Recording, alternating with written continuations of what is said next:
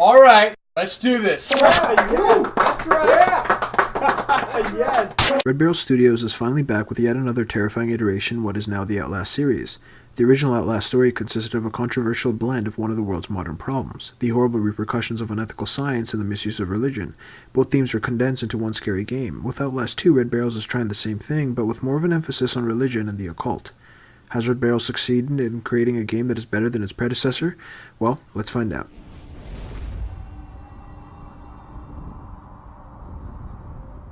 You play as Blake Langerman, an investigative journalist who also works with his wife Lynn. Both Blake and Lynn are following a trail of clues that might explain the death of a pregnant woman known as Jane Doe. The investigation leads them both to the Arizona desert, which brings them in the middle of a religious nightmare. Story in Outlast 2 can really be confusing. It's interesting at first when you're initially introduced to the game, but it slowly loses itself into a hard-to-understand biblical verse orgy. And even the notes you find scattered around the world can be cryptic and hard to understand. When you do understand what's going on, the story feels cheap and not at all that interesting. This is really disappointing, as the first Outlast story was actually quite unique and well-rounded. And to top that off, the ending in Outlast 2 is terrible. I'm all down for unclear endings, but this was just ridiculous. If there's anything I think that our current video game generation has got right, it's sound design. Outlast 2 is just one of many that has got its sound design right, as it should, because sound plays a very important part in this game. Whether you are walking on a wooden surface, crawling on dirt, running through a cornfield, or getting hacked to pieces, it all sounds authentic enough to truly immerse you to Outlast's terrifying environment.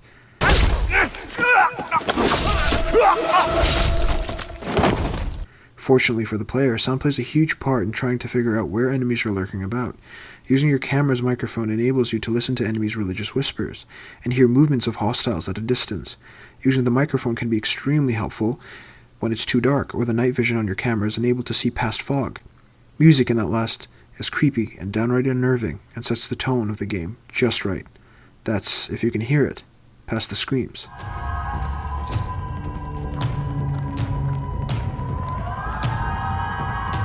An interesting mechanic that has been an improvement over the first Outlast is having the character be able to review recorded events and give his opinions on certain recorded material, which is nice as it delves into the character's psyche.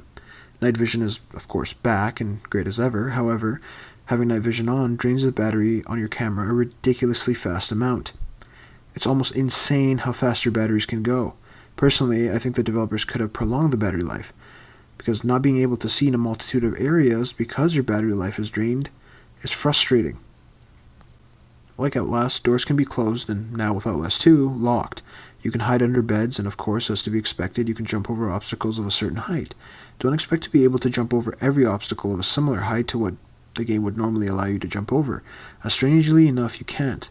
But while you jump, you might notice that you're able to see the main character's body, and it is a godsend. There's also a weight to Blake. Every time he moves, you can feel each step and see the waddle of movement that makes your character seem like a real person moving through this nightmare.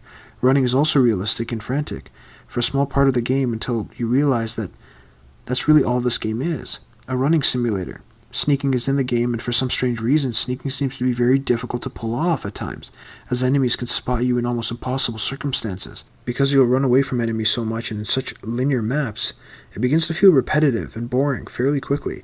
It's especially repetitive and boring in heavily guarded areas, and where you don't know where the exit is.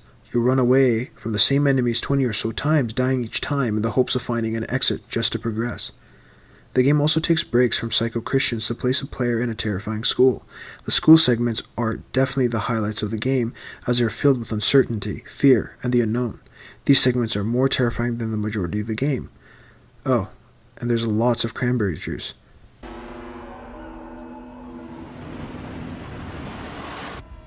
Graphics are amazing. From the lighting to the fabric effects, everything is polished to a T. Graphics are hands down the best part of this game. It's pure eye candy, and really looks authentic enough to be believable. All in all, Outlast is a terrifying game. It's just too bad the game relies so much on chase sequences and a plot that is sure to make you smash your computer monitor in by the end. The graphics are great, and some gameplay features I think every horror game needs to adopt. However, it just isn't as good as its predecessor.